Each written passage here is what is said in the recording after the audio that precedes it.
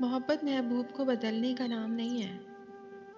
मोहब्बत में तो महबूब जैसा बन जाने का मकाम होता है।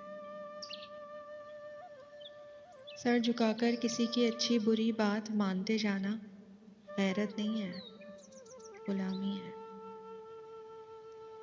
अपने बाप और भाई के अलावा लड़कियों को किसी दूसरे मर्द पर भरोसा नहीं करना चाहिए। लड़कियों की इज्जत बहुत नाजुक होती है। मोहब्बत और नफरत बहुत पक्की सहेलियां होती हैं। हाथ छुड़ा लेती हैं पर नजर नहीं चुरा पाती। दूर भी चली जाएं तो छुप छुप कर तकती रहती हैं। बुरा वक्त तो आता है ना इंसान पर, और गुजर भी जाता है। लेकिन खाला, मेरा बुरा वक्त तो गुजरता ही नहीं। सोचती हूँ कैद काट लूँ। कम से कम एक ऐसी छत तो होगी जहाँ कोई मुझे ये नहीं कहेगा कि ये मेरी नहीं है।